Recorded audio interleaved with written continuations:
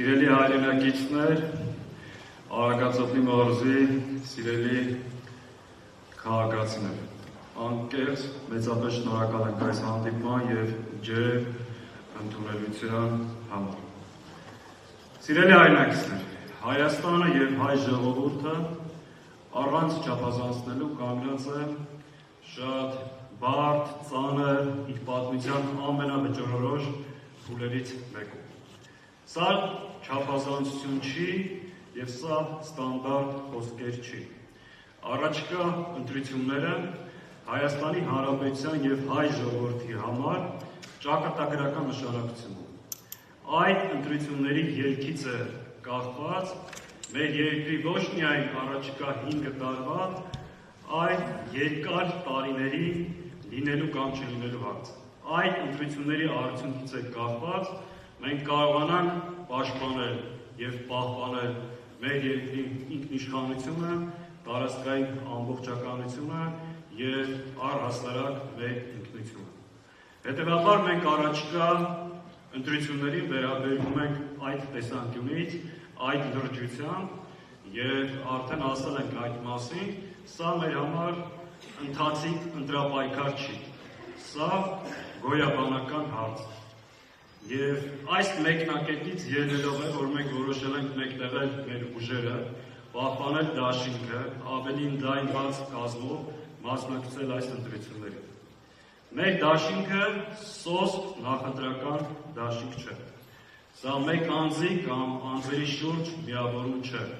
Սա Հայաստանի ճակատագրով մտահոգ ուժերի և մարդկանց ջանքերի մեկ տեղում է,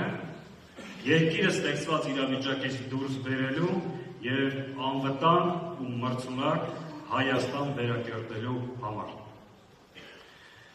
Սիրելի հայրենակիցներ, ուղիղ 5 տարի առաջ այս դահլիճում մենք հանդիպում ենք ունեցել։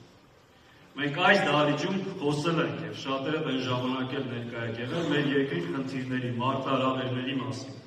Մի բան ենք պարզ ասել, եթե այս չարիքի իշխանությունը վերարտադրվի,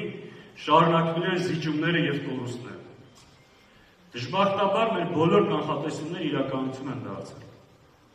Դժբախտաբար մենք չկարողացանք մեր ժողովրդի ավելի լայն զանգվածների բացատրել այն բոլոր վտանգները, որի մասին խոսում ենք։ Եվ իրականում ինչ է տեղի ունեցել։ Սրանց վերարտադրությունից հետո հայաթափվել է Արցախը, Ադրբեջանի զորքերը գտնվում են Հայաստանի ինքնիշխան տարածքում և Ադրբեջանը ներկայացնում է նոր պահանջներ Հայաստանին։ Եթե այս չարիքի իշխանությունը վերարտադրվի, ինչ է տեղի ունենալու։ Այս վտանգը ամբողջությամբ պետք է հասկանանք, ու այդ վտանգը պետք է դահլիճից դուրս տարածենք մեր բոլոր հայրենակիցներին։ Եթե սրանք վերարտադրվեն, տեղի ունենալու նոր զիջումներ, Ադրբեջանի պահանջով փոխվելու Հայաստանի սահմանադրությունը և ամեն պահանջ իրականացնելուց առաջ նա հայտարարելու է պետք է այս պահանջը անենք, որպեսզի պատերազմ չլինի, այնուհետև փորձելու են Հայաստանում բնակեցնել 300,000 ադրբեջանցիներ։ Սա չափազանցություն չի, երբ որ քանի տարի առաջ խոսում ենք այդ վտանգների մասին, շատերը ասում են չափազանցություն է, բայց նորից եմ կրկնում, ցավոք այդ ամեն ինչը իրականություն է դարձել։ Հետևաբար ամեն ինչ շատ պարզ է։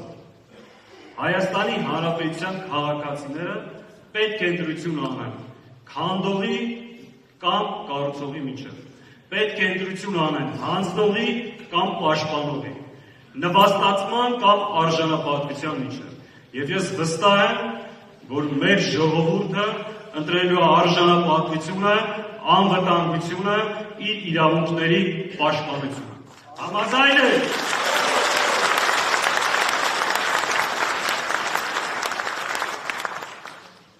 Ժորժ ջան, դուք ոչ միայն մեր աջակիցներն եք, մեր համակիրներն եք, վաղվա մեր ընտրողներն եք, այլ մեր թիմի ներկայացուցիչներն եք։ Մեր խնդրանքն ու հորդորը ձեր, որ